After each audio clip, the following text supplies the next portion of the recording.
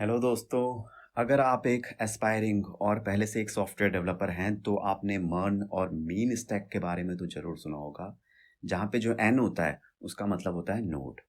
Node आजकल इतना popular हो रहा है, जैसा कि मैंने एक आर्टिकल में देखा, इसमें सबसे ज़्यादा जॉब्स हैं in the market for the back and. इसलिए मैंने एक ये छोटा सा बट बहुत ही मजबूत इंटरव्यू कोर्स बनाया है। इवन अगर आप नए हैं नोड में, स्टिल आप इसको स्टेप बाय स्टेप सारे इंपॉर्टेंट क्वेश्चंस कवर कर सकते हैं यहाँ पे, क्योंकि ये लर्निंग ऑर्डर में है और 0 से 30 तक like super 30। Okay.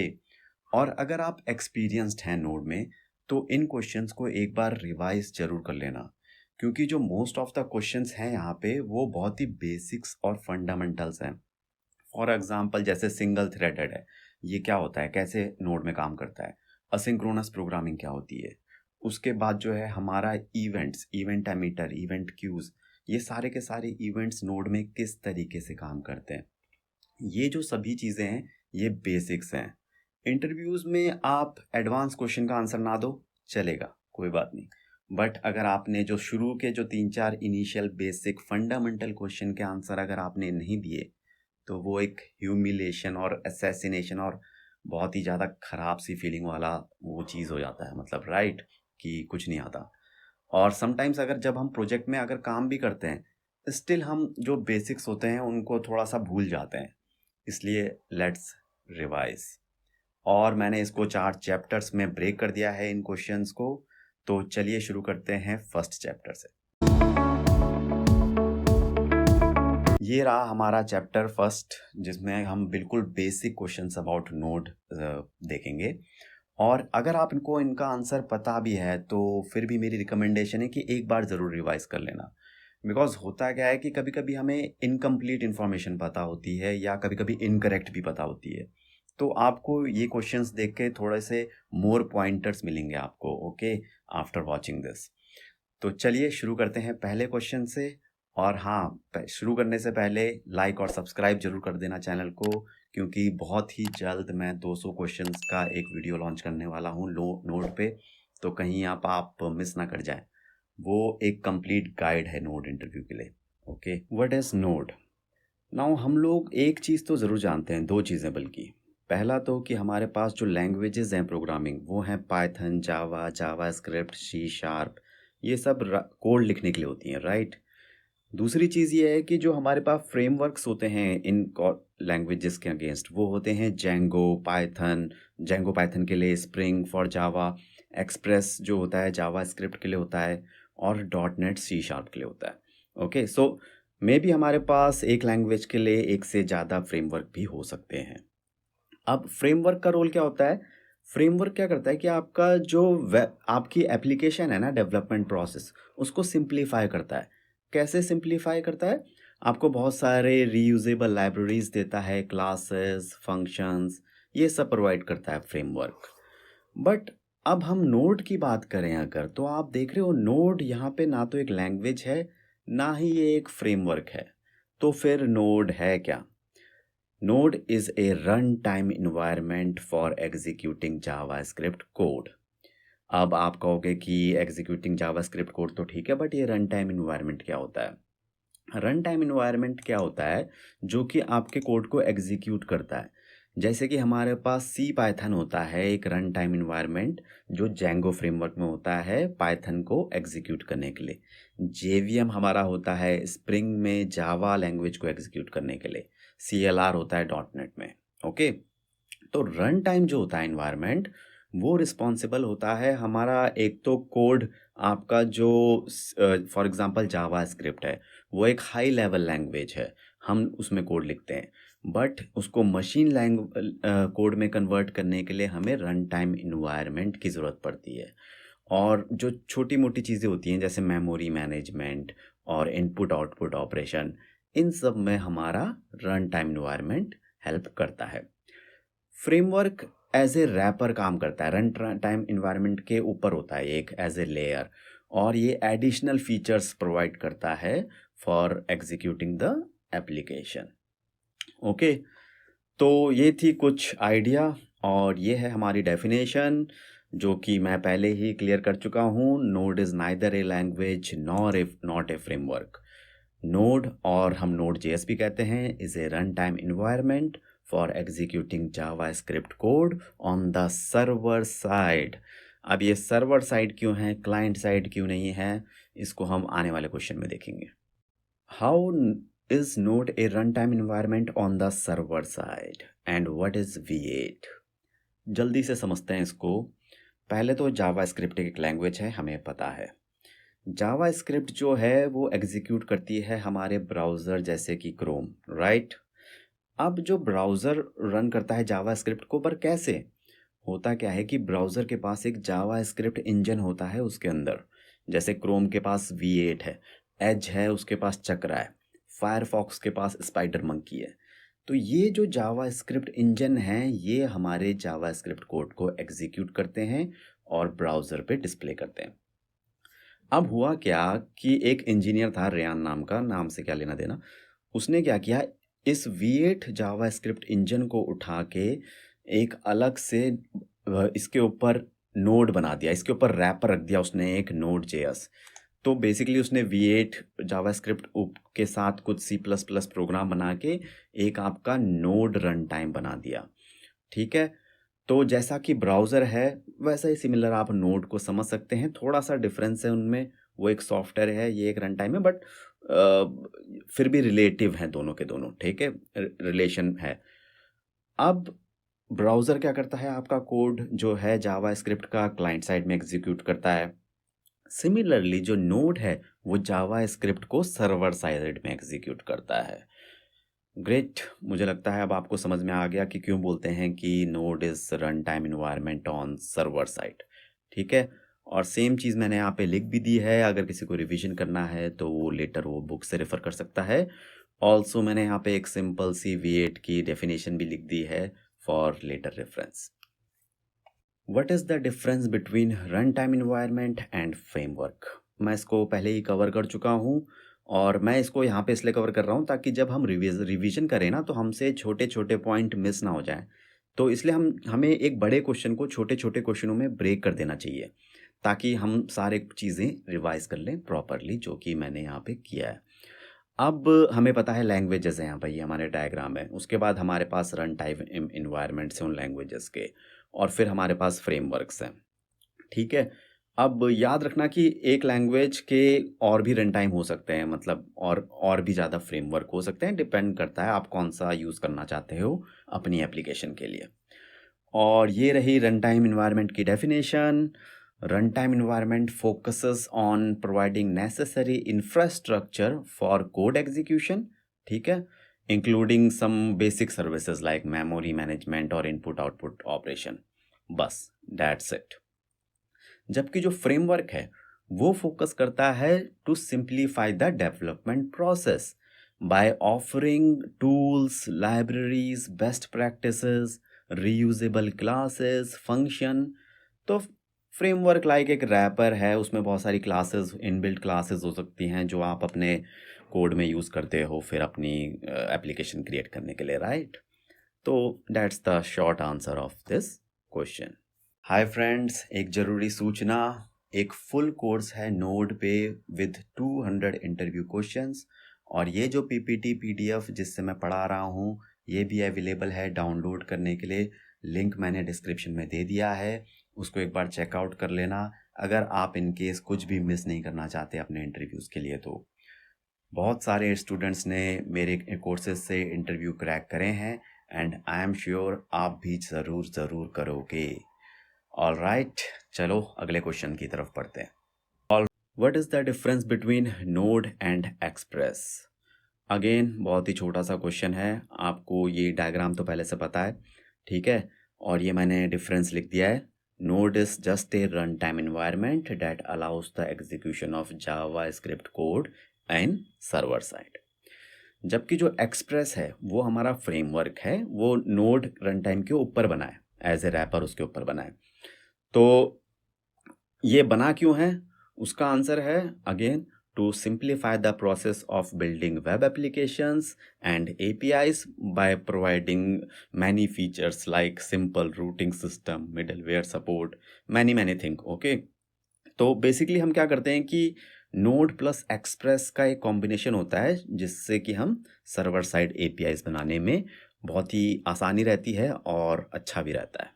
Okay, what are the differences between client side like browser and server side like Node.js?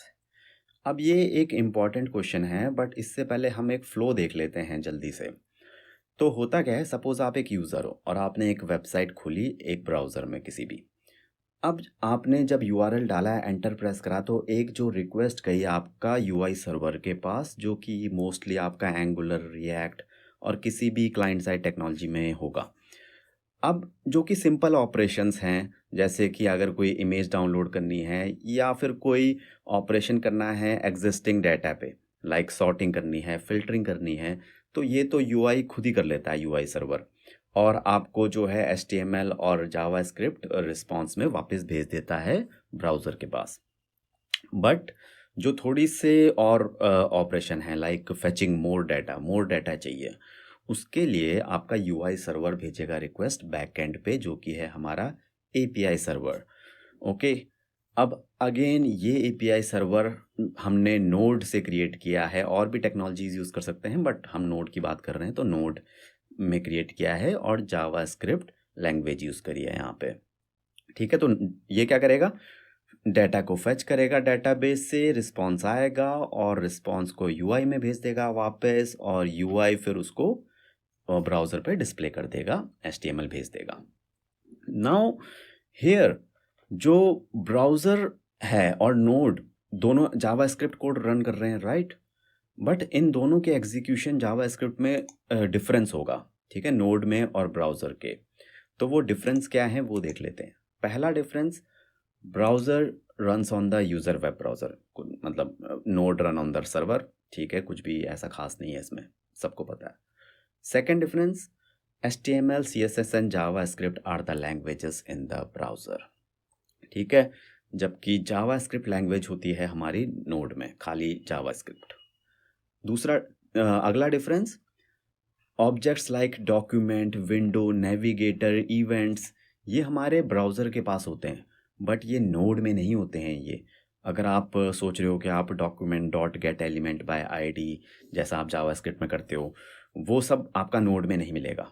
ठीक है, क्योंकि नोड इंटरैक्ट नहीं करता है यूआई के साथ, ब्राउज़र करता है, और इन सब की ज़रूरत वहीं पड़ती है. नेक्स्ट डिफरेंस है, ये जो ऑब्जेक्ट्स हैं, रिक्वेस्ट, रिस्पॉन्स, सर्वर, डेटाबेस, ये हमारे ऑब्जेक्ट कहाँ होते हैं, नोड में, ब्राउज़र में नहीं होते. अगेन क्योंकि हमें इनकी सर्वर साइड पे ही ज़रूरत पड़ती है, इसलिए ये जावास्क्रिप्ट के लिए बनाए गए हैं फॉर द सर्वर साइड. और लास्ट डिफरेंस जो है वह है कि जो ब्राउज़र है उसकी रिस्पॉन्सिबिलिटी है कि आपके यूआई को हैंडल करना, इंटरेक्शन जो होता है उसमें यूज़र का, क्लाइंट साइड लॉजिक होता है, वो सब काम. जबकि जो आपका सर्वर साइड है, या फिर आप नोड कह लो, वो बिजनेस लॉजिक होता है उसमें. फॉर एग्जांपल डाटा स्टोर कैसे होगा, एक्सेस कैसे होगा, ऑथेंटिकेशन, ऑथराइजेशन. तो ये दोनों की अलग अलग वो हैं, और ये दोनों में फ़र्क भी होता है. ठीक है, तो ये था आंसर इस क्वेश्चन का. ऑल राइट, अब हमारे पास है ये सेकंड चैप्टर ऑफ नोड, और जो कि बहुत ही इंपॉर्टेंट है, वेरी वेरी इंपॉर्टेंट. बट इससे पहले मैं एक चीज़, अपना एक्सपीरियंस शेयर करना चाहूँगा. जो इंटरव्यू जर्नी होती है ना, वो आसान नहीं होती, बहुत ही हार्ड होती है. ओके, बट एक बात हमेशा ध्यान रखना, आसान चीज़ें करके कभी भी सक्सेस नहीं मिलती है. हमेशा अनकंफर्टेबल और डिफ़िकल्ट चीज़ें करके ही हमें ज़िंदगी में सक्सेस मिलती है. लॉजिक सिंपल है. फॉर एग्जांपल जैसे 3-4 साल किसी ने कॉलेज में बिताए, और 3-4 साल किसी ने जॉब की, ओके, कोई भी जॉब. बट अगर वो 3 महीने की जब डिफ़िकल्ट इंटरव्यू प्रोसेस से गुजरता है ना, तब उसको रियल करियर ग्रोथ मिलती है. तो 3 महीने 3-4 साल के बराबर हो जाते हैं. ठीक है, एक सिलेक्शन और जितने भी आपके रिजेक्शंस होंगे ना, उनको आप भूल जाओगे. ठीक है, वापस से आते हैं इस चैप्टर की तरफ, और यहाँ पे आप इसको देखने के बाद कभी भी कंफ्यूज नहीं होंगे. Single threading, multi threading, synchronous, asynchronous, सारे के सारे क्वेश्चन क्लियर हो जाएंगे. तो चलिए शुरू करते हैं इस चैप्टर के पहले क्वेश्चन से। What are the 7 main features of Node.js? अब ये बहुत ही इंपॉर्टेंट क्वेश्चन है। हमें पता है कि जो हर टेक्नोलॉजी हमारे पास पहले से टेक्नोलॉजीज थी, जावा था, डॉट नेट था, तो नोड की क्या ज़रूरत पड़ी? अब नोड क्यों बेस्ट है एपीआईज के लिए? क्यों एक सबसे ज़्यादा इसमें काम हो रहा है? Reason because of nodes features only. ठीक है, अब फीचर क्या है? पहला फीचर, नोड जो है जावा स्क्रिप्ट की तरह सिंगल थ्रेडेड है। ठीक है। दूसरा, असिंक्रोनस वे में इसमें एग्जीक्यूशन होता है। तीसरा, इवेंट ड्रिवन आर्किटेक्चर है नोड का। चौथा, इसमें हमारा V8 जावा स्क्रिप्ट इंजन यूज़ होता है, जो कि हमें पता है। उसके बाद क्रॉस प्लेटफॉर्म है नोड, इसलिए ये किसी भी ऑपरेटिंग सिस्टम में चल जाएगा।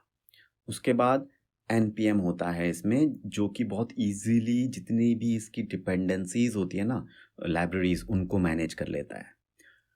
उसके बाद रियल टाइम एप्लीकेशन कैपेबिलिटीज़ होती हैं।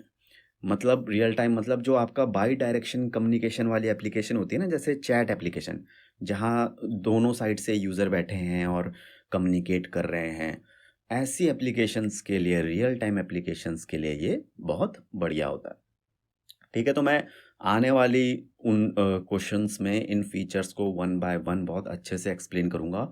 उनको समझना बहुत ज़रूरी है, क्योंकि उसके बाद हमें कोडिंग और उसमें घुसेंगे। ठीक है, तो चलिए, what is single threaded programming? जल्दी से समझते हैं इसे हम। हमें पता है कि जब यूज़र ब्राउज़र खोल के रिक्वेस्ट भेजता है क्लाइंट साइड पे, और वहाँ से आती है रिक्वेस्ट सर्वर साइड पे, राइट? अब इनसाइड द सर्वर, सपोज आपकी एक रिक्वेस्ट आई है और उसको 5 टास्क करने हैं।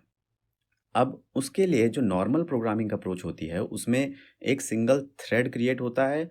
उसके बाद ये थ्रेड T1 समझते हैं इसे, ये T1 क्या करेगा? टास्क 1 को स्टार्ट कर देगा। अब ध्यान से सुनना, अब जो हमारा थ्रेड T1 है वो वेट कर रहा है कि कब ये टास्क 1 जो है ये कंप्लीट हो जाए। तो T1 is waiting and waiting. ठीक है, एक बार टास्क 1 ख़त्म हो गया, उसके बाद T1 जाएगा और टास्क 2 को स्टार्ट कर देगा और फिर से वेट करेगा जब तक कि टास्क 2 ख़त्म ना हो जाए। फिर टास्क 3 पे जाएगा और सेम फॉलो करेगा टास्क 4 तक। फाइनली जब टास्क 4 कंप्लीट हो जाएगा, तो ये T1 जो है आपके एपीआई को इन्फॉर्म कर देगा, all the task are finished, everything is done. तो ये simple straightforward single threaded programming है, और इस तरीके को हम सिंक्रोनस प्रोग्रामिंग भी कहते हैं। ठीक है, सिंक्रोनस प्रोग्रामिंग मतलब एक बारी में एक ही टास्क एग्जीक्यूट हो रहा है, मल्टीपल टास्क पैरेलली नहीं चल रहे हैं। ठीक है, बट जो हमारा जावा स्क्रिप्ट और नोड है ना, ये हमारे होते तो सिंगल थ्रेडेड है, बट इनमें असिंक्रोनस प्रोग्रामिंग भी हो सकती है, सिंगल थ्रेड, और ये मैं आपको आने वाले क्वेश्चनों में एक्सप्लेन करूंगा। What is synchronous programming? तो हाँ, काफ़ी लोगों को सिंक्रोनस और सिंगल थ्रेडेड में थोड़ा सा कन्फ्यूजन रहता है, तो उसको दूर कर लेते हैं। तो ये जो आप एग्जीक्यूशन देख रहे हैं, सिंगल थ्रेडेड एग्जीक्यूशन है, इसको मैं एक्सप्लेन कर चुका हूँ। एक बात ध्यान ये रखना है कि सिंगल थ्रेड मतलब है सिंगल थ्रेड, बस सिंगल थ्रेडेड। तो यहाँ पे एक सिंगल थ्रेड होगा जो कि रिस्पॉन्सिबल होगा स्टार्टिंग द टास्क। ओके, अब सिंगल थ्रेड से सिंक्रोनस भी होती है और असिंक्रोनस भी होती है। यहाँ पे जो हो रही है ये सिंक्रोनस है, क्योंकि सिंक्रोनस का मतलब है एक बारी में एक ही टास्क चलेगा, दूसरा टास्क नहीं चल सकता, दैट इज सिंक्रोनस। ठीक है, पर हमारा जो सिंक्रोनस, तो आपको डिफरेंस समझ में आ गया ना? सिंक्रोनस है मतलब अलग है, उसका सिंगल थ्रेड का मतलब सिंगल थ्रेड है, सिंक्रोनस मतलब one task at A time. But हमारा जो सिंक्रोनस प्रोग्रामिंग होता है ना, उसमें डिसएडवांटेजेस होते हैं। होता क्या है कि आप देख रहे हैं कि ये ज़्यादा टाइम ले रहा है। यहाँ पे 10 फिर प्लस 8 4 5 टोटल 27 सेकंड्स लग जाएंगे इन सारे टास्क को कंप्लीट होने में। ये पहला नुकसान, जो कि किसका नुकसान है? परफॉर्मेंस का। और दूसरा नुकसान है कि ये अप्रोच जो है सिंक्रोनस, ये ब्लॉकिंग अप्रोच है। ब्लॉकिंग मतलब कि जब तक हमारा टास्क 1 कंप्लीट नहीं हो जाता, टास्क 2 को वेट करना पड़ेगा। तो टास्क 1 जो है वो टास्क 2 के लिए एक ब्लॉकर हो गया, राइट? तो इसे ब्लॉकिंग कहते हैं।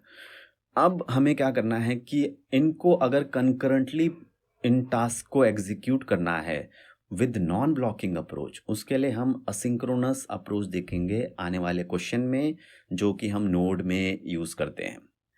और यहाँ पे मैंने सिंपलेस्ट डेफिनेशन भी लिख दी है सिंक्रोनस प्रोग्रामिंग की, जो मैं समझा चुका हूँ, और सिंगल थ्रेडेड और सिंक्रोनस में डिफरेंस भी लिख दिया है, ताकि लेटर अगर कोई रिवीजन करना चाहे बुक से तो ईजी रहे। What is multi threaded programming? एक बार मल्टी थ्रेडेड देख लेते हैं, हालांकि हमें इसकी ज़रूरत नहीं पड़ती नोड में, बट हम देखने में समझने में तब हमें जो हमारा सिंगल थ्रेड और मल्टी थ्रेड का जो कॉन्सेप्ट है वो ज़िंदगी भर के लिए क्लियर हो जाएगा। ओके, तो फिर से हमारी रिक्वेस्ट आई यूज़र से क्लाइंट के पास, क्लाइंट से सर्वर के पास, और सर्वर ने पहले क्या किया, एक थ्रेड T1 क्रिएट कर दिया, और जिसने क्या किया कि एक टास्क 1 को स्टार्ट कर दिया। कुछ भी स्पेशल नहीं है यहाँ तक। अब ध्यान से सुनना, होता क्या है मल्टी थ्रेडेड अप्रोच में, जब हमारा थ्रेड जो है 1 एक टास्क स्टार्ट कर देता है, उसके बाद वो नीचे भी देखता है, उसको दिखता है कि अगर वहाँ पर एक दूसरा टास्क भी है जो कि टास्क 2 है, तो वो क्या होगा, टास्क थ्रेड 2 ऑटोमेटिकली क्रिएट हो जाएगा। ठीक है? अब ये थ्रेड 2 आपका स्टार्ट कर देगा टास्क 2 को। तो T1 जो थ्रेड है वो तो वेट कर रहा है कि भाई टास्क 1 कंप्लीट हो जाए। ठीक है? बट इन पैरेलल आपका जो थ्रेड 2 T2 है, उसने टास्क 2 को स्टार्ट कर दिया है, और अब वो टास्क 2 के कंप्लीशन के लिए वेट कर रहा है। तो समझे, बोथ जो दोनों थ्रेड्स हैं वो पैरेलली एग्जीक्यूट कर रहे हैं। सिमिलरली आपका T2 जैसे टास्क 2 को स्टार्ट करेगा, तो उसी टाइम एक और थ्रेड T3 क्रिएट हो जाएगा, दो टास्क 3 को स्टार्ट कर देगा। फिर इमीडिएटली आपका T4 थ्रेड क्रिएट हो जाएगा, जो टास्क 4 को स्टार्ट कर देगा। और फाइनली ये सारे थ्रेड आपके टास्क पर नज़र रखेंगे, वेट करेंगे उनके कंप्लीट होने का, और जैसे ही वो कंप्लीट हो जाएंगे, ये उसको रिपोर्ट कर देंगे एपीआई पे कि हो गए कंप्लीट सारे काम। ठीक है? अब आपको लग रहा होगा ये तो बहुत बढ़िया है, बट ये बढ़िया है, बट यहाँ मैनेजमेंट की प्रॉब्लम आती है। ठीक है? अब ये अप्रोच जो मल्टी थ्रेडिंग अप्रोच आप देख रहे हैं, राइट? ये मल्टी थ्रेडिंग है, बहुत सारे थ्रेड क्रिएट कर चुके हैं आप। ये जैसे आपके जो सीपीयू इंटेंसिव टास्क होते हैं ना, जिनमें for example image processing, video processing, जिनमें बहुत ही हैवी लॉजिक्स होते हैं, जो डेस्कटॉप एप्लीकेशंस होती हैं, ओके, डेस्कटॉप गेम्स होते हैं, उनमें तो ये बहुत अच्छा होते हैं, क्योंकि ये फास्ट कर देते हैं प्रोग्राम को। बट जो आपकी वेब एप्लीकेशंस होती है ना, वहाँ पे कॉम्प्लेक्सिटी आ जाती है, क्योंकि मल्टीपल थ्रेड्स को हैंडल करना भी आसान नहीं होता। तो इसलिए हम वेब एपीआईज में सिंगल थ्रेड को प्रेफर करते हैं, क्योंकि वो सिंपल होते हैं। ठीक है? और आपने सुना होगा कि जो हमारे प्रोसेसर होते हैं कंप्यूटर में, i7 i5, वो मल्टीपल कोर्स होते हैं उनमें। तो जितने ज़्यादा कोर्स होंगे, उसका मतलब ये है कि उसमें मल्टी थ्रेडेड एप्लीकेशंस उतनी अच्छी चलेंगी। ठीक है? तो ग्रेट, ये था इस क्वेश्चन का आंसर। और हाँ, एक प्रॉब्लम हो जाती है मल्टीपल थ्रेड से, वो है डेडलॉक प्रॉब्लम, वो एक अलग स्टोरी है। बट इसलिए भी हम इनको अवॉइड करते हैं वेब एपीआईज में, क्योंकि डेडलॉक प्रॉब्लम ना हो।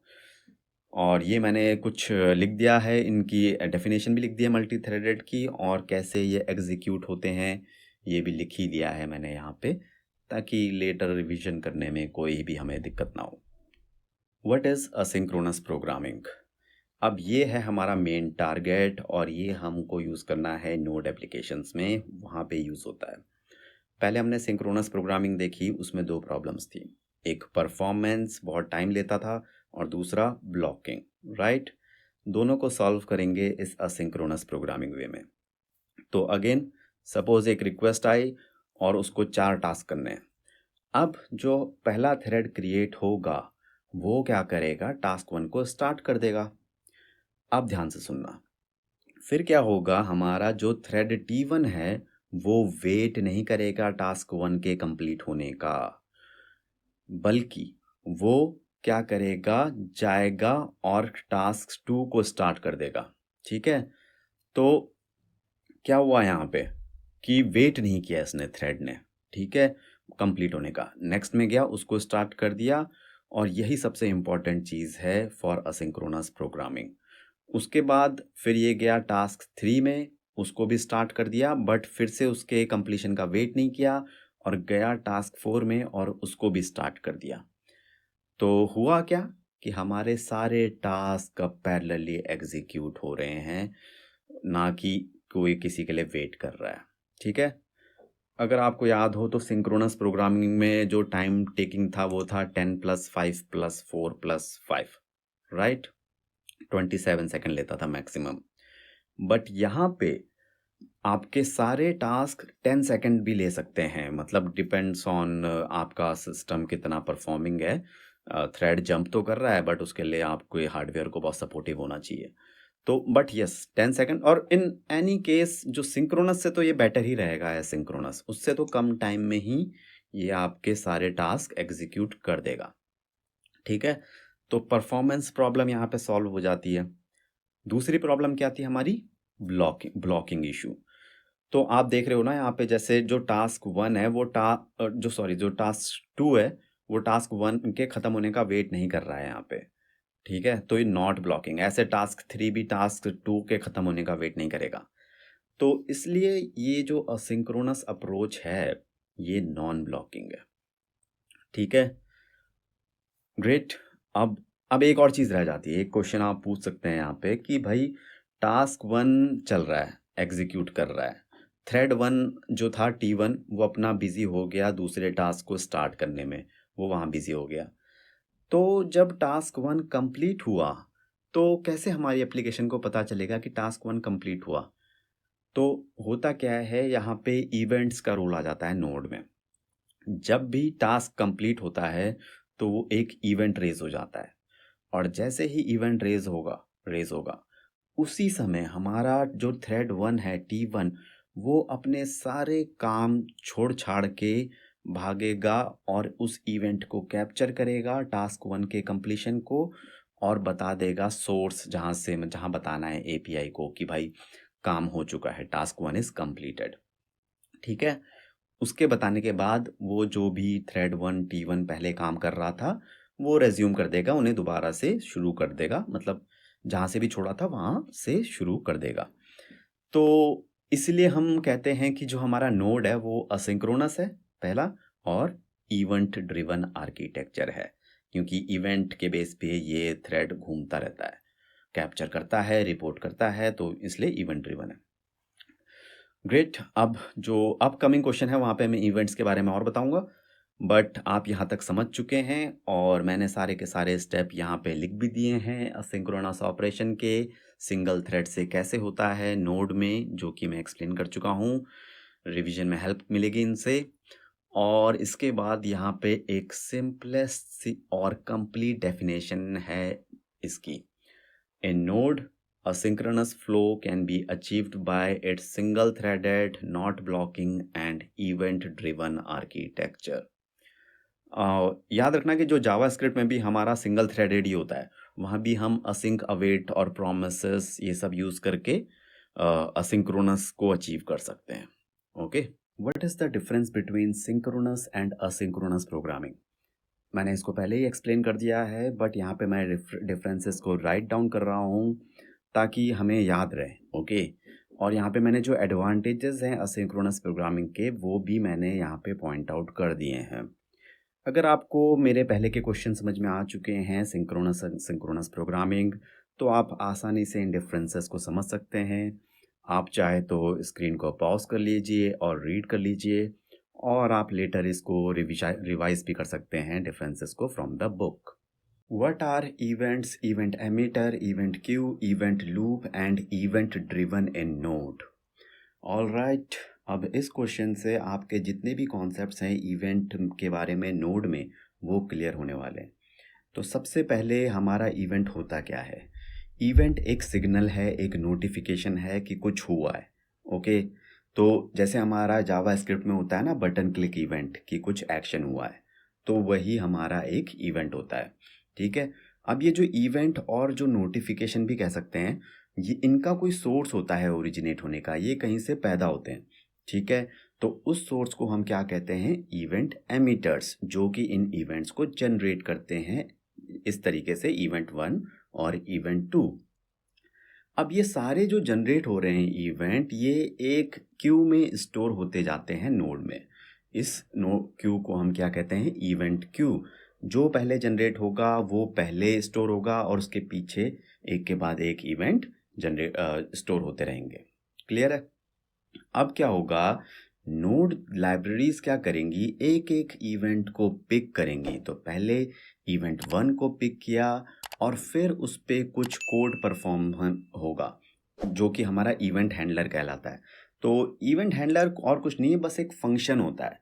ठीक है? तो कभी कभी हम खुद भी अपने इवेंट हैंडलर्स लिखते हैं, और कभी कभी नोड की लाइब्रेरीज में भी इवेंट हैंडलर्स होते हैं, जो कि आपके जो थ्रेड होता है उसमें जो असिंक्रोनस प्रोग्रामिंग होती है उनको मैनेज करने के लिए। तो वो नोड रन टाइम इन्वायरमेंट में होते हैं ये इवेंट हैंडलर्स, जो हैंडल करेंगे आपके इवेंट्स को। ठीक है? ये इवेंट हैंडलर को हम इवेंट लिसनर भी कहते हैं। ऑलराइट, अब क्या हुआ कि आपने इवेंट पिक हो गया एक, उसका काम हो गया, फंक्शन हो गया, उस पर जो होना था हुआ। उसके बाद फिर हमारा दूसरा इवेंट पिक होगा और फिर उस पे इवेंट क्यू में से ही पिक होगा ऑफ कोर्स, और फिर उस पे इवेंट हैंडलर काम करेगा सेम तरीके से, और फिर तीसरा, चौथा, और ये इस तरीके से एक लूप है, एक साइकिल है। और इस साइकिल को क्या कहते हैं हम? Event loop. ग्रेट। तो ये थी एक बहुत ही छोटी सी स्टोरी इवेंट्स के बारे में, और मुझे लगता है मैंने ये सारे ही आपको कॉन्सेप्चुअली आपको क्लियर हो गया है कि ये होते क्या हैं। ठीक है? और ये मैंने यहाँ पे इजी टू अंडरस्टैंड और बहुत ही सिंपल डेफिनेशन भी मेंशन कर रखी है यहाँ पे, इवेंट एमिटर की, event queues, event handlers and event loops. ये सब मैं एक्सप्लेन कर चुका हूँ, आप चाहे तो इनको पढ़ भी सकते हैं। और फाइनली यहाँ पे है हमारा इवेंट ड्रिवन आर्किटेक्चर, जो कि हम नोड को बोलते हैं कि इवेंट ड्रिवन आर्किटेक्चर है। इसका मतलब है इवेंट ड्रिवन आर्किटेक्चर का कि ये जो कॉम्बिनेशन, जितने भी इवेंट्स में मैंने आपको ऊपर दिखाया, ये पूरा कॉम्बिनेशन करके एक इवेंट ड्रिवन आर्किटेक्चर बनता है। और नोड जो है हमारा इसको फॉलो करता है, क्योंकि इसमें जो चीज़ें होती हैं जो driven by based on the events होती हैं। ठीक है? क्योंकि आपका जब एक सिंगल थ्रेड है, वो ही सारे टास्क को कर रहा है, ओके, तो वो इवेंट जनरेट करता रहता है, बताता रहता है कि कौन सा टास्क कंप्लीट हो गया है, अब कौन नए में जाता हूँ, तो वो इवेंट ड्रिवन प्रोग्रामिंग हो जाती है। ठीक है? ये सब यहाँ पे लिखा हुआ है ताकि अगर कोई लेटर बुक से रिवीजन करना चाहे तो कर सकता है। ग्रेट, ये था इस क्वेश्चन का एक बहुत ही अच्छा answer. What are the main features and advantages of node? अब इंटरव्यूज़ में क्या होता है कि हम डायरेक्ट एडवांटेजेस याद तो कर लेते हैं, बट हम उनको रिलेट नहीं कर पाते फीचर्स के साथ। हमें ये नहीं पता है कि ये एडवांटेज कहाँ से आ रहा है हमारे पास। ठीक है? तो इसलिए मैंने दोनों को, फीचर हम जानते हैं। फीचर जैसे कि हम देख लेते हैं, जैसे कि क्या-क्या है फीचर। नोड जो है वो असिंक्रोनस एग्जीक्यूशन करता है। फिर इसके पास गूगल क्रोम का V8 जावास्क्रिप्ट इंजन है। फिर ये इवेंट ड्रिवन आर्किटेक्चर फॉलो करता है। ये क्रॉस प्लेटफॉर्म है, और जो लैंग्वेज नोड यूज़ करता है वो है जावास्क्रिप्ट। ठीक है? फीचर्स ये हमें पता है। अब हम देखेंगे कि जो नोड के एडवांटेजेस हैं वो कैसे इन्हीं फीचर्स से आए। तो जैसे सबसे पहले जो असिंक्रोनस प्रोग्रामिंग की वजह से नोड में मल्टीपल कंकरेंट रिक्वेस्ट मैनेज हो सकती हैं, और साथ ही साथ नॉन ब्लॉकिंग एग्जीक्यूशन होता है थ्रेड्स का। किसकी वजह से? असिंक्रोनस है क्योंकि नोड। उसके बाद नोड क्योंकि V8 जावास्क्रिप्ट इंजन पे बना है, तो इसलिए नोड जो है बहुत फास्ट एग्जीक्यूट करता है कोड को। ठीक है? अगला एडवांटेज है, क्योंकि node event driven architecture follow करता है, इसलिए ये जो जिन एप्लीकेशन में इवेंट बहुत ज़्यादा होता है ना, जैसे बहुत ज़्यादा जनरेट होते हैं, जैसे कि हमारी चैट एप्लीकेशंस हैं, वहाँ पे दोनों यूज़र्स जो हैं लगे हैं कम्युनिकेट करने में, भेज रहे हैं मैसेजेस, इवेंट जनरेट हो रहे हैं, या गेमिंग एप्लीकेशंस हैं। तो ऐसी एप्लीकेशंस में, इवेंट वाली में, ये नोड एक बहुत ही ग्रेट चॉइस है, क्योंकि इसका इवेंट ड्रिवन आर्किटेक्चर है। ओके? उसके बाद क्योंकि ये क्रॉस प्लेटफॉर्म है, तो ऑब्वियसली ये विंडोज़, लिनक्स किसी भी सिस्टम में चल जाता है नोड, ये भी एक एडवांटेज है। फिर उसके बाद ये जावास्क्रिप्ट लैंग्वेज में होता है नोड, आपको कोडिंग जो है जावास्क्रिप्ट में करनी है, तो इसलिए आपको कोई नई प्रोग्रामिंग लैंग्वेज सीखने की ज़रूरत नहीं है।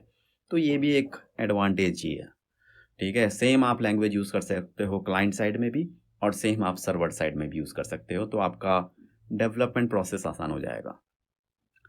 लास्ट है, because of all of the above features, जो नोड है वो सूटेबल है for building scalable application that can handle increased loads.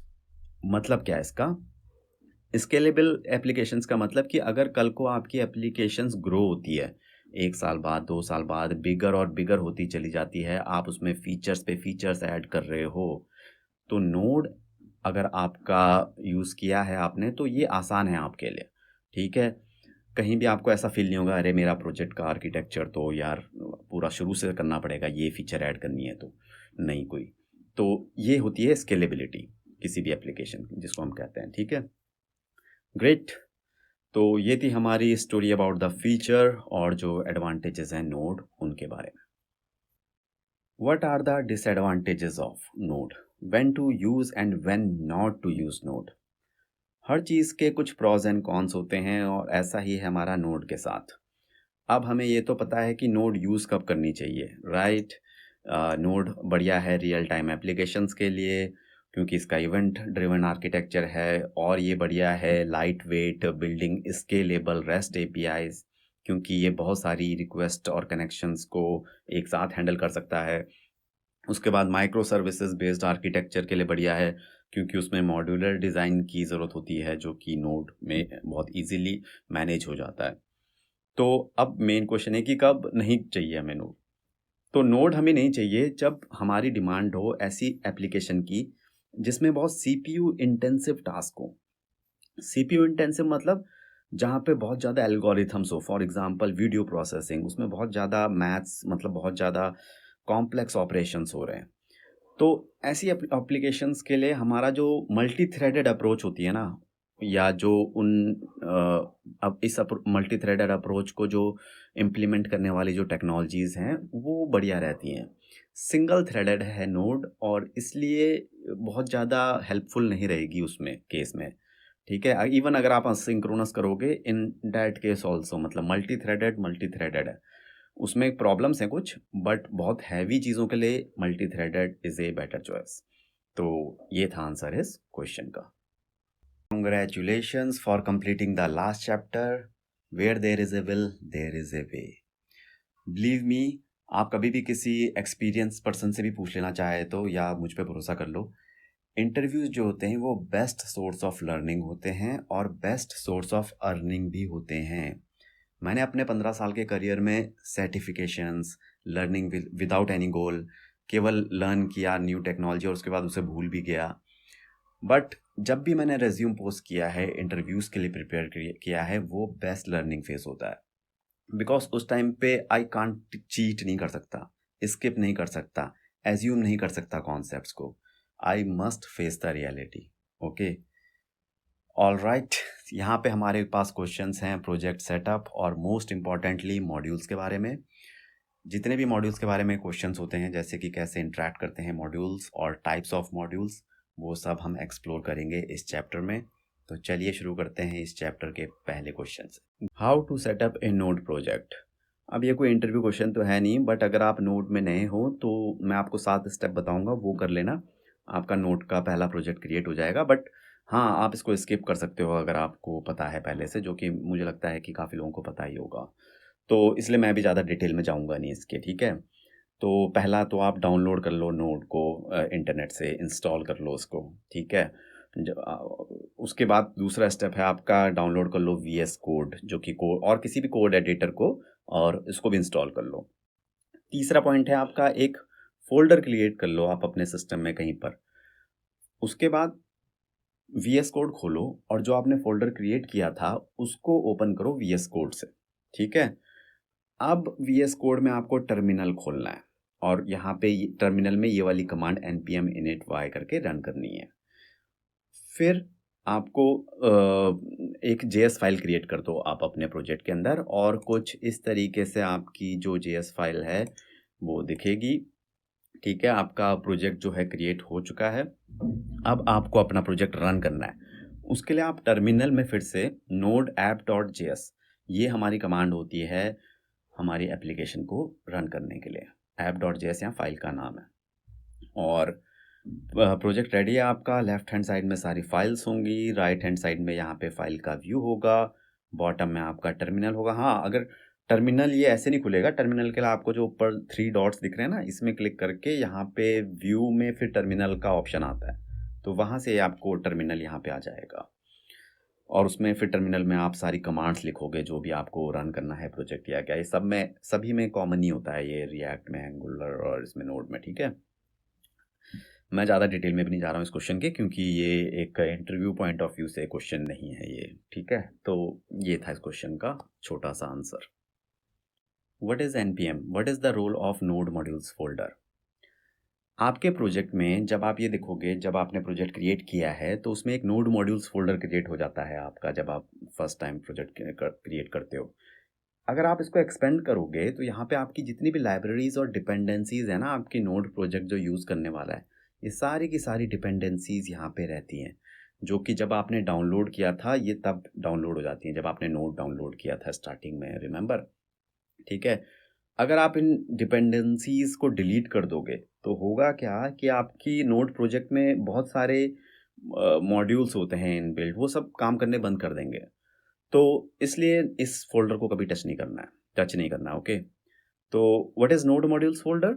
यहाँ पे आंसर है, node modules folder contains all the dependencies of the node project. उसके बाद व्हाट इज़ npm? ये रहा, npm is the node package manager that manages this node modules folder, और you can say it manages the dependencies for your node project। ठीक है, ये है answer इस क्वेश्चन का। What is the role of package JSON file in Node? तो जब आप प्रोजेक्ट को क्रिएट करोगे तो यहाँ पर आपको एक पैकेज जेसन फाइल भी मिलेगी अपने प्रोजेक्ट में। ये पैकेज जेसन फाइल, इसमें होता है आपका प्रोजेक्ट का मेटा डाटा। मेटा डाटा मतलब क्या होता है? मेटा डाटा मतलब आपके प्रोजेक्ट के बारे में इंफॉर्मेशन।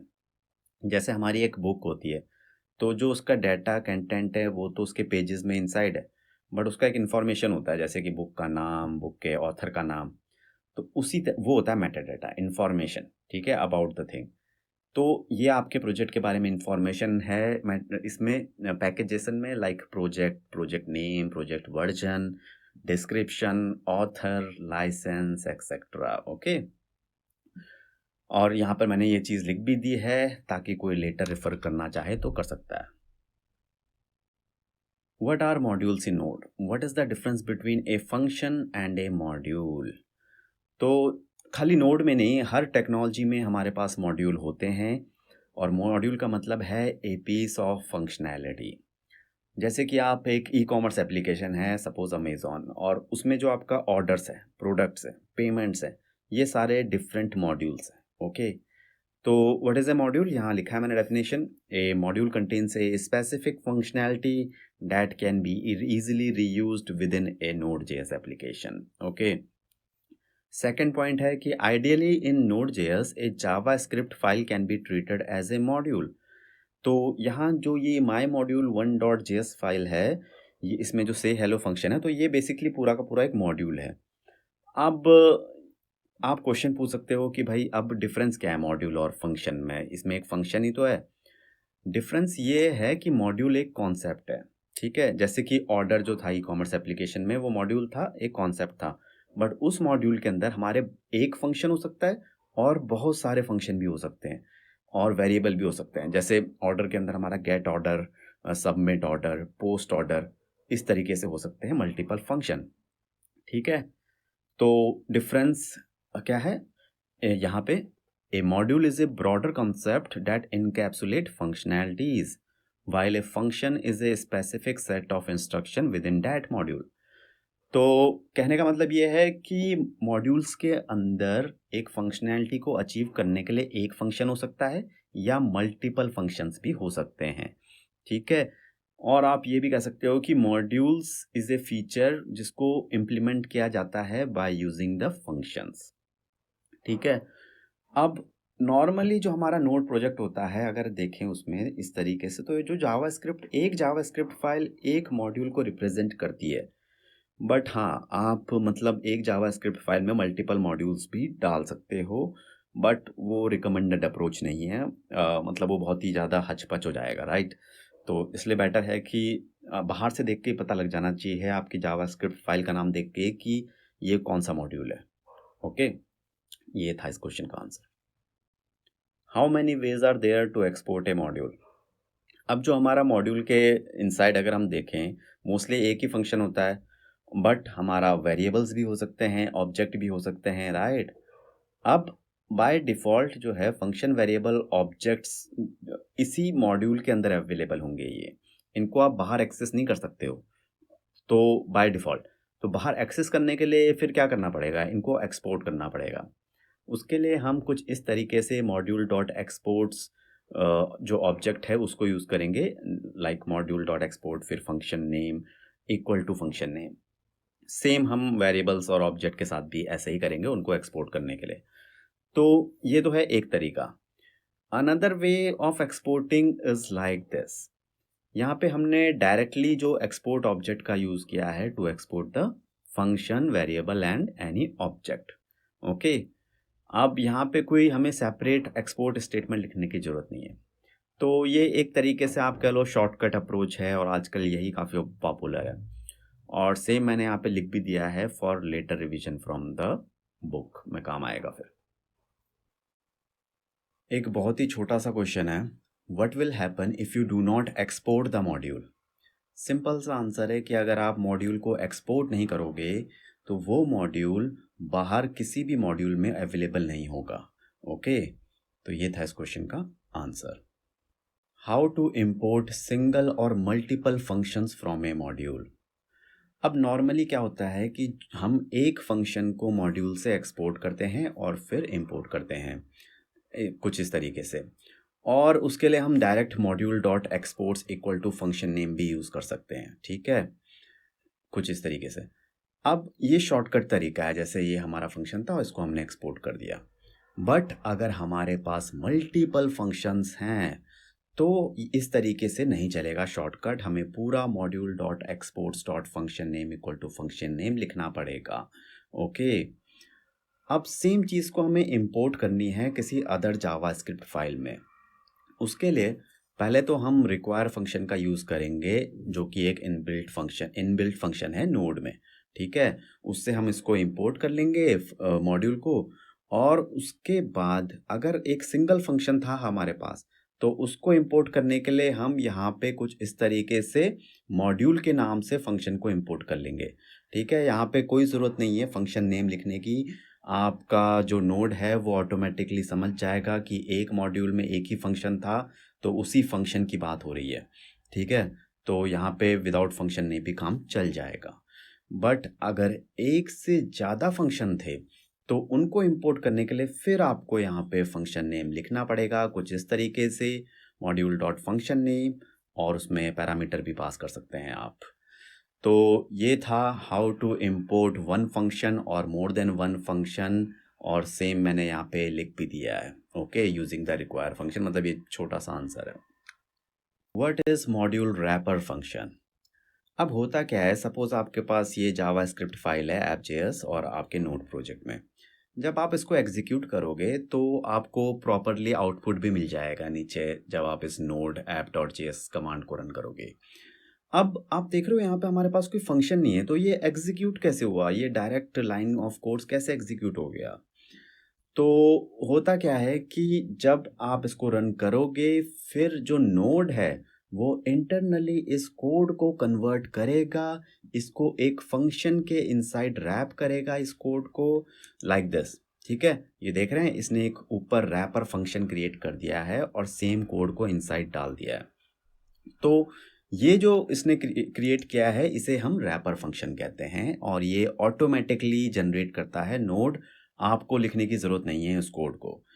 तो पर्पस बस इसका इतना सा है कि आपके लिए जो चीज़ें हैं एज ए डेवलपर सिंपलर हो जाएं, बाकी नोड उसको कर लेगा थोड़ा बहुत हैंडल, ठीक है। और यहाँ पे हमारी इसकी एक सिंपल और very easy to remember definition है। In Node each module is wrapped in a function and that is called module wrapper function. तो ये बिफोर एग्जीक्यूशन से पहले करता है Node. Okay, what are the types of modules in Node? 3 type के modules होते हैं हमारे पास नोड में। फर्स्ट है बिल्ट इन मॉड्यूल्स, और इनको हम कोर मॉड्यूल्स भी कहते हैं, और ये हमारे पहले से प्रेजेंट होते हैं Node.js लाइब्रेरीज में। और ये बहुत ही कॉमन एसेंशियल फंक्शनैलिटीज़ जैसे कि आपका फाइल सिस्टम मॉड्यूल होता है, HTTP मॉड्यूल पाथ, यूटिल, तो काफ़ी सारी कॉमन फंक्शनैलिटीज़ को ये इनबिल्ट मॉड्यूल्स कवर कर लेते हैं। और इनको बस हमें इंपोर्ट करना है रिक्वायर फंक्शन के थ्रू और यूज़ करना है। सेकेंड टाइप के मॉड्यूल होते हैं वो होते हैं लोकल मॉड्यूल्स। ये यूज़र डिफाइंड मॉड्यूल्स होते हैं जो कि हम एज ए डेवलपर क्रिएट करते हैं अपने प्रोजेक्ट में, और एज़ पर हमारी जो एप्लीकेशन रिक्वायरमेंट है उसके अकॉर्डिंग, और फिर हम उन मॉड्यूल्स को इधर से उधर अलग अलग जगह पे यूज़ करते हैं। पहले उनको एक्सपोर्ट करेंगे ऑब्वियसली और फिर इंपोर्ट करेंगे कहीं भी। तो ये दूसरे टाइप के हैं। तीसरा टाइप है थर्ड पार्टी मॉड्यूल्स। अब ये एक्सटर्नल पैकेजेस होते हैं, लाइब्रेरीज होती हैं, ये आपके नोड में नहीं होती हैं, बल्कि कम्युनिटी में किसी ने आउटसाइड किसी ने कोई एक इंटरेस्टिंग चीज़ क्रिएट करी है जो कि आपको अपने प्रोजेक्ट में चाहिए। तो टू यूज़ देम पहले आपको इनको इंस्टॉल करना पड़ेगा, एक कमांड रन करनी पड़ेगी, जैसे कि फॉर एग्जांपल लोडैश एक एक्सटर्नल थर्ड पार्टी मॉड्यूल है, उसको फिर आप npm इंस्टॉल लोडैश पहले इंस्टॉल करोगे और फिर उसको वो अवेलेबल हो जाएगा आपके प्रोजेक्ट में, फिर आप उसको इंपोर्ट करके यूज़ कर सकते हो। ठीक है, क्लियर है? तो ये थे 3 टाइप के मॉड्यूल्स, और मैंने इन तीनों की डेफिनेशन भी यहाँ पे एक एक करके कुछ इस तरीके से लिख दी है ताकि लेटर अगर कोई रिवीजन करना चाहे तो वो आसानी से कर सके। Great job, great job. अगर आप इतनी मेहनत कर रहे हो तो आप एक बिल्कुल सही रास्ते पे हो। एक बात याद रखना हमेशा, और मैं हमेशा इसको रिपीट भी करता रहता हूँ, जो इंटरव्यू स्किल है हमारी वो सबसे ज़्यादा इम्पॉर्टेंट स्किल है हमारी IT और सॉफ्टवेयर इंडस्ट्री में।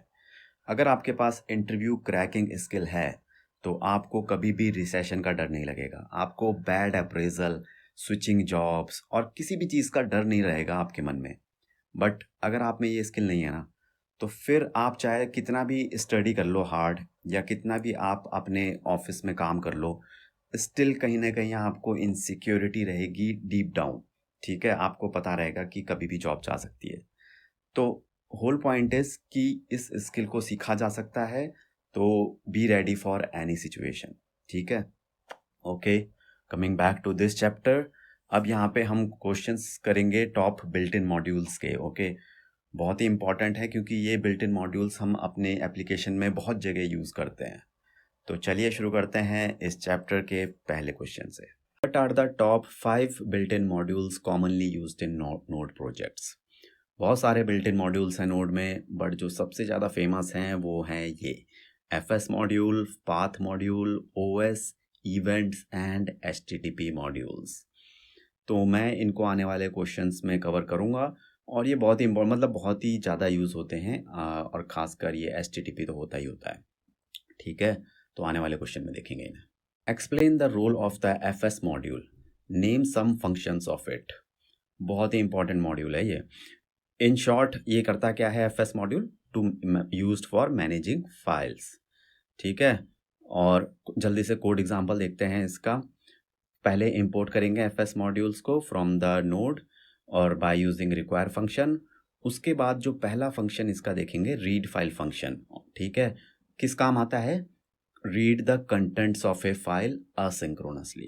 ठीक है, तो जैसे मैंने बताया कि अगर सिंक्रोनस करना हो तो रीड फाइल सिंक्रोनस करके मेथड होते हैं, बट हम नॉर्मली असिंक्रोनस ही यूज़ करते हैं अपने प्रोजेक्ट्स में। अब क्यों यहाँ पे रीड फाइल जो जस्ट नेम होगा, असिंक्रोनस नहीं लिखा होगा। अगर जस्ट नेम है तो उसका मतलब क्या है कि वो असिंक्रोनस मेथड है। अब ये काम कैसे करेगा रीड फाइल मेथड? इसका जो पहला पैरामीटर है ये तो आपका फाइल का नाम हो गया, जिसमें से कि हमें कंटेंट रीड करना है। ठीक है, इस फाइल में सारा आपका डेटा है। उसके बाद जो सेकंड पैरामीटर यहाँ पे है वो है फॉर्मेट कौन सा है फाइल का, तो UTF-8 है इस केस में।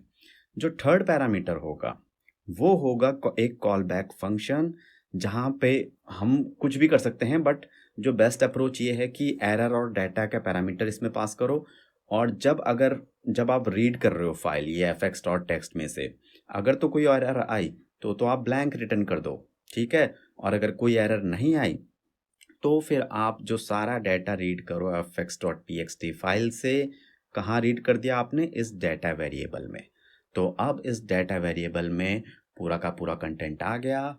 मैंने अपने केस में उसको लॉक कर दिया है, but depend on your application environment requirement, sorry, आप उसके साथ डाटा के साथ कुछ भी कर सकते हो, ठीक है।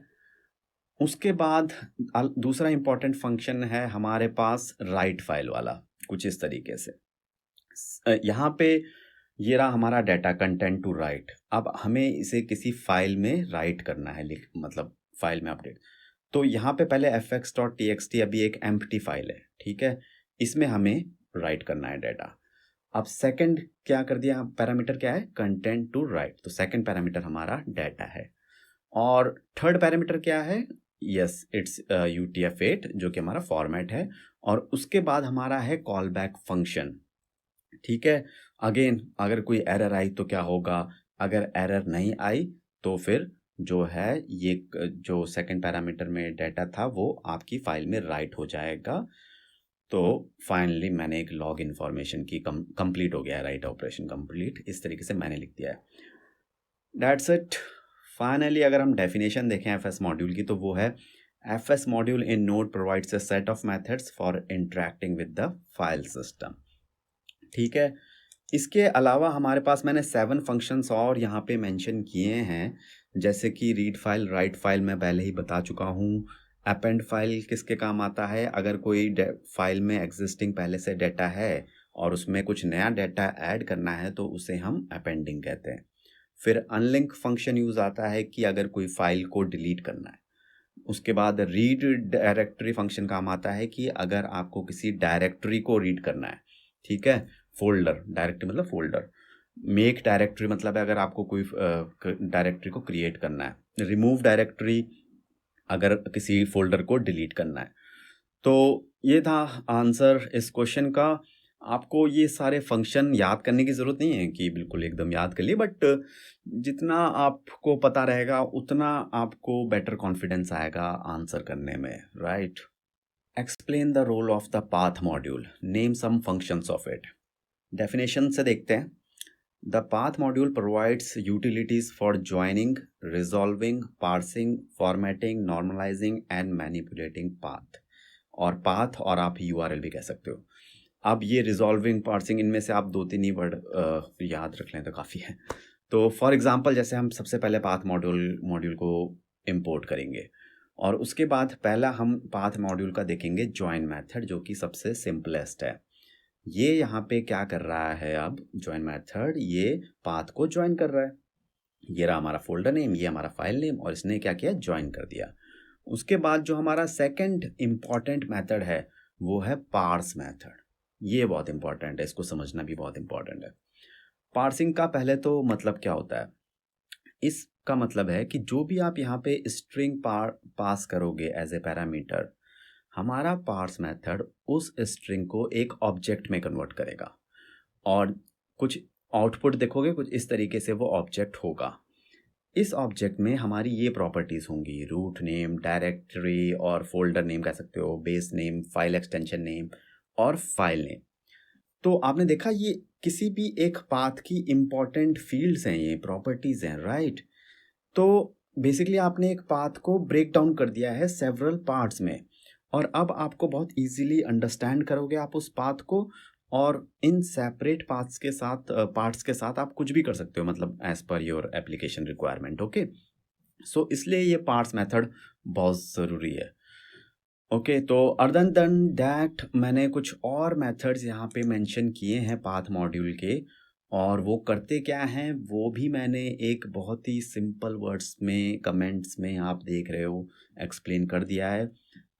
मैं उसको रिपीट नहीं करना चाहता, आप उसको स्क्रीन पॉज कर सकते हो, रीड कर लो, और अगर चाहे तो लेटर डाउनलोड कर लेना एक बार रिवीजन के लिए, ठीक है। बहुत ही आसान से मेथड है ये। Explain the role of OS module, name some functions of it. The answer is OS module in Node provides a set of methods for interacting with the operating system. ठीक है, तो फॉर डैट पहले हम हमेशा की तरह import करेंगे OS module, और यहाँ पे हम पहले यूज़ कर रहे हैं उसका टाइप मेथड। तो ये टाइप मेथड क्या करेगा, बेसिकली बताएगा कि आपका जो नोड एप्लीकेशन है वो कौन से ऑपरेटिंग सिस्टम में रन कर रहा है। अब एक और मेथड है जैसे कि यूज़र इन्फो, ये बताएगा कि यूज़र की इंफॉर्मेशन जो कि आपके ऑपरेटिंग सिस्टम में है, ओके, और कुछ इस तरीके से आउटपुट आपको दे देगा। अब और भी मेथड्स हैं, लाइक अगर आपको ऑपरेटिंग सिस्टम में मेमोरी इंफॉर्मेशन इन बाइट्स निकालनी है तो उसके लिए टोटल मेमोरी और फ्री मेमोरी मेथड हैं, ठीक है।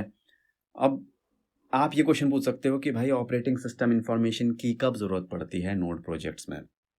तो बेसिकली होता है क्या है कि जो हमारे नोड प्रोजेक्ट्स होते हैं वो दोनों में ही डिप्लॉय हो सकते हैं, विंडो मशीन में भी, लिनक्स में भी।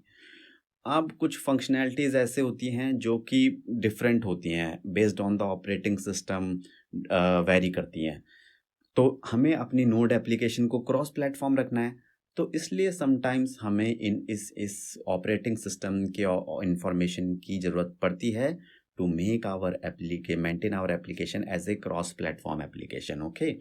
सेम थिंग मैंने यहाँ पे लिख भी दी है ताकि कुछ लेटर रेफरेंस करने में कोई दिक्कत ना हो। Explain the role of event modules, how to handle events in node. ये बहुत ही इंपॉर्टेंट है। Most of the things event के बारे में मैं पहले बता चुका हूँ। अगर आपने ये डायग्राम आपको याद हो तो आपको याद होगा कि कैसे हमारे पास, ये मैंने डेफिनेशन भी लिखी है, कैसे इवेंट्स होते हैं। इवेंट एमीटर होता है, event queue, event listener, event loop, और हमारा जो नोड है वो एक इवेंट ड्रिवन आर्किटेक्चर है, ठीक है। अब थोड़ा सा हम इसकी इम्प्लीमेंटेशन देखते हैं नोड में एक इवेंट की। उसके लिए सबसे पहले हम इंपोर्ट करेंगे इवेंट्स मॉड्यूल को, ठीक है। उसके बाद वहाँ से हमें एक क्लास मिलेगी इवेंट एमीटर। ये जो क्लास है इसमें बहुत सारे फंक्शंस होते हैं, प्रॉपर्टीज़ होती हैं। अब उन फंक्शंस को यूज़ करने के लिए हम इस क्लास का एक इंस्टेंस और कह सकते हैं एक ऑब्जेक्ट बनाएंगे, जिसे कहेंगे माय एमीटर बना दिया हमने यहाँ पे, ठीक है। अब इसका जो माय एमीटर जो ऑब्जेक्ट है इसका हम ऑन फंक्शन यूज़ करेंगे to register an event listener. अब आप बोलोगे कि भाई ये रजिस्टरिंग इवेंट लिसनर और इवेंट हैंडलर दोनों सेम थिंग है, इनका क्या मतलब है? तो अब ध्यान से सुनना। रजिस्टरिंग एन इवेंट लिसनर का मतलब होता है कि जब भी ये इवेंट नेम जनरेट होगा, क्रिएट होगा, एमिट होगा, जो कि पहले पैरामीटर, फर्स्ट पैरामीटर में है यहाँ पे, तो जो ये सेकंड पैरामीटर में जो ये हमारा कॉल बैक फंक्शन है, पूरा कंप्लीट फंक्शन लॉजिक, ये एग्जीक्यूट हो जाएगा, ठीक है। तो ये इस तरीके से हमने अपना इवेंट लिसनर जो है रजिस्टर कर दिया, ओके। बट अभी तक हमारा इवेंट जो है, इवेंट नेम जो है, इस नाम का इवेंट अभी जनरेट नहीं हुआ है, एमिट भी नहीं हुआ है। तो चलो इसे जनरेट करते हैं। और ये एक लाइन का कोड है, इसमें हम इवेंट को एमिट कर रहे हैं, दिस इवेंट नेम, इवेंट को एमिट कर रहे हैं by using this emit function of this my emitter object only, ठीक है।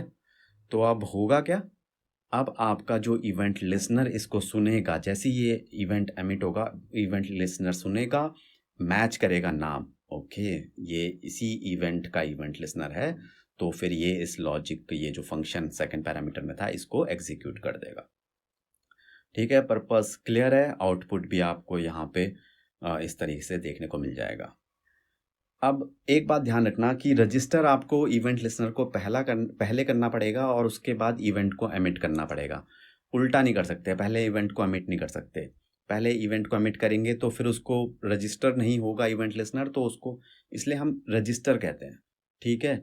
कॉल नहीं कर रहे हैं यहाँ पर, पहले से रजिस्टर होना चाहिए इवेंट लिसनर, ठीक है। और एक और बात ध्यान रखना कि जो हमारे इवेंट्स होते हैं रियल एप्लीकेशन में, हम इस तरीके से एमिट नहीं करते हैं उनको जैसे आपकी कोई रिक्वेस्ट आई यूआई से, फ्रंट एंड से आपके नोड एपीआई में, तो एक इवेंट जनरेट होगा। जैसे ही आपका रिक्वेस्ट आपको आएगी एपीआई पे, एक इवेंट क्रिएट होगा आपका नोड एप्लीकेशन में, बैकएंड में वो उसको हैंडल करेगा, और फिर आप उसको फिर गेट, पोस्ट, अगर आपने एपीआई में काम किया है थोड़ा बहुत, तो ये सारे मेथड आपके पास होंगे जिनसे आप उस रिक्वेस्ट को फिर टैकल करोगे। ठीक है, ग्रेट। और यहाँ पे कुछ फ्यू पॉइंट्स भी हैं, मैंने इसके बारे में लिख दिए हैं ताकि लेटर अगर रिवीजन करने में कोई दिक्कत ना हो। What are event arguments? तो पिछले क्वेश्चन में हमने ये कोड देखा था इवेंट्स का, कैसे हमने इवेंट मॉड्यूल को इंपोर्ट किया इवेंट एमीटर क्लास के की, फिर हमने माई एमीटर ऑब्जेक्ट क्रिएट किया उस क्लास का। उसके बाद हमने इवेंट लिसनर को रजिस्टर किया by using the on method. तो उसके बाद हमने अपना इवेंट एमिट किया। अब अगर आप कुछ एडिशनल इंफॉर्मेशन पास करना चाहते हैं, लाइक हमने यहाँ पे आर्गुमेंट और आर्गुमेंट की है, इवेंट जब आप जनरेट कर रहे हैं उस समय आप कुछ एडिशनल इंफॉर्मेशन पास करना चाहते हैं, तो उनको आप पास कर सकते हैं कैसे? इवेंट आर्गुमेंट्स के थ्रू। तो ये इवेंट आर्गुमेंट्स हैं। ये इवेंट आर्गुमेंट्स जो है, जब इवेंट जनरेट होगा तो ये जो आपका यहाँ पे रिसीव होंगे ये पैरामीटर्स में कॉल बैक फंक्शन में ऊपर। ठीक है, और फिर आप इस इंफॉर्मेशन को आप अपनी एप्लीकेशन रिक्वायरमेंट के हिसाब से अपने कोड में यूज़ कर सकते हैं। ठीक है, तो इन शॉर्ट मतलब आप अगर इवेंट जनरेट करने के साथ कुछ डाटा भी चाह रहे हैं पास करना, तो event argument is the best thing for it. और सेम मैंने यहाँ पे लिख भी दिया है। तो ये था इस क्वेश्चन का answer. What is the difference between A function and an event? थोड़ी सी कन्फ्यूजन होती है हमें इन दोनों के बीच में कभी कभी, तो उसको कम्प्लीटली रिमूव कर देते हैं इस क्वेश्चन में 100%। फंक्शन का हमें पता है, एक फंक्शन जो होता है एक रीयूजेबल पीस ऑफ कोड होता है आपकी एप्लीकेशन में, जो कि एक स्पेसिफिक काम करता है और उसको आप कहीं भी यूज़ कर सकते हो इन होल एप्लीकेशन। क्लियर? जबकि जो इवेंट होता है वो रिप्रेजेंट करता है एक एक्शन को। फॉर एग्जाम्पल जावा स्क्रिप्ट में आपके पास एक बटन क्लिक एक इवेंट था। ठीक है, सिमिलरली हमारी जो नोड एपीआई एप्लीकेशन होती है, जब कोई रिक्वेस्ट आती है फ्रंट एंड सर्वर से, तो इसका मतलब है कि कुछ एक्शन हुआ आपकी नोड एप्लीकेशन पे, राइट? कुछ टकराया, एक रिक्वेस्ट टकराई, तो एक इवेंट क्रिएट होगा इन योर नोड एप्लीकेशन। अब जो वो इवेंट हैंडलिंग का कोड है ना, वो आपको नहीं, वो मतलब वो नोड के पास होगा, नोड की लाइब्रेरी में कहीं पे, तो आप उसको नहीं देख सकते। बट होता यही है, एक इवेंट आया और फिर जो आपको नोड ने जो प्रोवाइड किया है उसको हैंडल करने का, वो इंटरनली उसने अपना काम करके आप उसको फिर गेट पोस्ट पुट मेथड्स जो होते हैं उनके थ्रू हैंडल, मतलब उसने नोड ने आपके लिए थोड़ा सिंप्लीफाई कर दिया है कि आप वो एमिटर और इन सब में मत पड़ो, वो सब नोड देख लेगा। आप अपना इसको एप्लीकेशन लॉजिक पे फोकस करो, फिर आप गेट पोस्ट पुट को हैंडल करोगे। ठीक है, इंटरनली। अब एक और चीज़ है, जो आपका इवेंट्स होते हैं और फंक्शन में दूसरा डिफरेंस क्या है कि इवेंट क्या करता है, इंटरनली फंक्शन ही कॉल करता है। ओके, अब वो एक फंक्शन कॉल कर सकता है या मल्टीपल फंक्शन कॉल कर सकता है, यूज़ कर सकता है internally to complete the action. Okay, great. तो ये था इस क्वेश्चन का छोटा सा आंसर और सेम मैंने यहाँ पे रिटर्न लिख भी दिया है। What is the role of the HTTP module in node? बहुत ही इम्पॉर्टेंट मॉड्यूल है ये नोड में। ओके, सबसे इम्पॉर्टेंट कह सकता हूँ मैं इसको। तो सबसे पहले इसके लिए एक जो फ्लो है पहले उसको एक बार समझ लेते हैं, और अगर आपको पता है तो रिवाइज कर लेते हैं। ठीक है, किसी भी एप्लीकेशन में फ्लो यही होता है। तो सपोज़ आप एक यूज़र हैं, आपने अपना वेबसाइट खोली और वहाँ पे एक URL एंटर किया, तो वो URL जो है उसमें एक सर्वर एड्रेस होगा UI सर्वर का। तो रिक्वेस्ट जाएगी आपके UI सर्वर के पास, जो कि एंगुलर, रिएक्ट, Vue.js, जावास्क्रिप्ट में हो सकता है, फ्रंट एंड टेक्नोलॉजी में, राइट? अब जो स्टैटिक डाटा है, जो इमेजेस हैं, स्टाइल्स हैं, या फिर जो एग्जिस्टिंग डाटा अगर कोई है पहले से, उसमें कोई ऑपरेशन करना है लाइक सॉर्टिंग, फिल्टरिंग, तो ये तो UI सर्वर खुद ही करके फिर रिस्पॉन्स HTML जो है वापस भेज देगा ब्राउज़र पे। बट अगर कोई एडिशनल डाटा अगर आपको चाहिए उस रिक्वेस्ट में, और या कोई और ऑपरेशन है जो कि UI सर्वर नहीं कर सकता, तो HTTP रिक्वेस्ट जाएगी किसके पास? API सर्वर के पास, और इस रिक्वेस्ट में आपका एक URL होगा आपकी नोड एप्लीकेशन API का। ठीक है, अब ध्यान से सुनना। अब इस URL से जो रिक्वेस्ट आ रही है आपके पास, तो आपके API को मस्ट बी प्रेजेंट, इस API को होना पड़ेगा इस URL में, इस एड्रेस पे, राइट? इंटरनेट में अवेलेबल होना पड़ेगा आपकी API को उस पोर्ट नंबर पे, राइट? तो इसे हम होस्टिंग कहते हैं, ठीक है। ऐसा नहीं है कि आपने एप्लीकेशन क्रिएट कर दिया और होस्ट नहीं किया तो किसी काम की नहीं हो, राइट। तो होस्टिंग, तो वो जो होस्टिंग का काम है वो कौन करेगा? आपका HTTP मॉड्यूल, ठीक है। तो HTTP मॉड्यूल ही है जो आपका HTTP सर्वर क्रिएट करता है और आपकी जो रिक्वेस्ट आ रही हैं उनको लिसन करता है, जो UI से रिक्वेस्ट आ रही है, और रिस्पॉन्स जो भेजता है वो भी HTTP मॉड्यूल ही करता है, ठीक है। और उसके बाद UI पे भेजेगा और UI फिर उसको वापस यूज़र ब्राउज़र में HTML में कन्वर्ट करके भेज देता है। तो ये था HTTP मॉड्यूल का रोल इन दिस फ्लो, और सेम मैंने लिख भी दिया है। आने वाले क्वेश्चन में हम ये देखेंगे कि क्रिएट कैसे करते हैं, और ये एक पूरा का पूरा आइडिया था। What is the role of create server method in of the HTTP module? Simple सा आंसर है ये रहा, the create server method of the HTTP module in node is used to create an HTTP server, ठीक है। HTTP server की वजह से ही आपकी एप्लीकेशन इंटरनेट में अवेलेबल होती है, वो HTTP सर्वर का काम होता है, ओके, याद रखना। चलिए जल्दी से आपको कोड दिखा देता हूँ कि कैसे ये क्रिएट सर्वर यूज़ करते हैं। 5 स्टेप में हो जाएगा बस काम। पहला स्टेप, सिंपल इंपोर्ट किया HTTP मॉड्यूल को, बहुत ही इंपॉर्टेंट मॉड्यूल है। दूसरा स्टेप है कि हमने क्रिएट किया HTTP server by using this create server method. इस तरीके से ये बहुत ही इंपॉर्टेंट मेथड होता है, ठीक है। इसमें हमने एक आर्गुमेंट पास किया है जिसमें कि रिक्वेस्ट आ रही है और रिक्वेस्ट और रिस्पॉन्स को हैंडल कर रहे हैं। तो होता क्या है इस आर्गुमेंट, जो ये आर्गुमेंट बेसिकली एक कॉल बैक फंक्शन है, ठीक है। पूरा का पूरा होता क्या है कि कोई रिक्वेस्ट आई, उसके बाद ये जो आप रिस्पॉन्स, जो भी आप इसके अंदर कोड लिखोगे ये सब एग्जीक्यूट होगा, और उसके बाद ये रिस्पॉन्स चला जाएगा, डिस्प्ले हो जाएगा किसके पास? जहाँ से रिक्वेस्ट आई थी, क्लाइंट से आई थी, UI से आई थी, जहाँ से भी आई थी, ठीक है। अब ये क्रिएट सर्वर ने आपका सर्वर तो क्रिएट कर दिया, बट क्या हुआ कि अभी आपका सर्वर जो है रिक्वेस्ट को लिसन नहीं कर पा रहा है, समझ रहे हो आप? तो कहने का मतलब ये है कि लिसन को, रिक्वेस्ट जो आए, ये सर्वर क्रिएट हो चुका है पर ये इंटरनेट में भी अवेलेबल नहीं है, ये अभी आपका हॉस्टेड नहीं है, आपके ब्राउज़र पे अवेलेबल नहीं है। तो वो करने के लिए हम पहले क्या करेंगे, एक पोर्ट नंबर सिलेक्ट करेंगे कुछ इस तरीके से, 3000, ये कुछ भी हो सकता है, और उसका मोस्टली यही होता है, बट उसके बाद हम यहाँ पे सर्वर टू लिसन, ये जो आपने सर्वर ऊपर क्रिएट किया था ना, उसी का लिसन मेथड करेंगे कि सर्वर कह रहा है कि चलो अब मैं लिसन करने के लिए रेडी हूँ।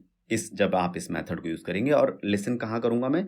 इस पोर्ट नंबर पे, जो कि पहला पैरामीटर है, और दूसरा पैरामीटर आप बता सकते हैं, लॉग कर सकते हैं कि मैं लिसन कर रहा हूँ, 2 पैरामीटर, ठीक है। तो ग्रेट, ये था आपका कोड। और अगर आपको इसको टेस्ट करना है सेम कोड को, आप जस्ट अपना टर्मिनल खोलो, यहाँ पे node create server .js file को कमांड को रन करो। ये आपकी JS फाइल का नाम है ऊपर जो मैंने क्रिएट करी है। और अब आप अपना ब्राउज़र खोलोगे तो उसमें आप ये लोकल होस्ट 3000 इस तरीके से URL डालोगे, ये मैंने दे रखा है, तो आपका एप्लीकेशन हेलो वर्ल्ड आ जाएगा। तो रिक्वेस्ट आपने जब ब्राउज़र में URL में एंटर प्रेस किया तो रिक्वेस्ट गई, वहाँ पे एग्जीक्यूट हुआ, रिस्पॉन्स आया, और यहाँ पे हेलो वर्ल्ड प्रिंट हो गया, ठीक है। तो अब क्लियर है, सर्वर जो क्रिएट सर्वर था उसने सर्वर को क्रिएट किया, लिसन मेथड ने और लिसन करना शुरू किया रिक्वेस्ट को, ठीक है। तो ये थी हमारी कहानी क्रिएट सर्वर के बारे में। और अब आपको पता होगा कि ये HTTP का I think one of the most important method है, और यही है इस क्वेश्चन का आंसर, राइट। अगर आप यहाँ तक पहुँच गए हो और आपने सारे के सारे क्वेश्चन कंप्लीट कर लिए हैं, then very great and my best wishes are with you. First thing करनी है, post your resume and start giving interviews. मुझे पता है थोड़ा हार्ड है, बट जितना हार्ड है उतना ही रिवॉर्डिंग भी है, ओके। और बी रेडी फॉर रिजेक्शंस, क्योंकि वो पार्ट है एक इंटरव्यू जर्नी का, और होता ही है, नॉर्मल है वो, आप अकेले नहीं होते हो। और रिमेंबर, 1 सिलेक्शन और आप सब भूल जाओगे अपने रिजेक्शंस और फेलियर्स, चाहे वो कितने ही हो, एंड उस दिन से आपकी लाइफ एकदम चेंज हो जाएगी। ग्रेट। और जिस तरीके से इन लोगों ने अपनी शेयर करी है सक्सेस स्टोरीज विद मी, जब भी इनको ऑफर मिला है, आप भी कभी शेयर करना अपनी जर्नी, मेरे को बहुत अच्छा लगेगा। एक्चुअली वो मेरा मोटिवेशन है, फिर मुझे फील होता है कि हाँ मैं कुछ कर रहा हूँ एक्चुअली, अदरवाइज तो पर्पस क्या है फिर। Great, again all the best and happy interviewing.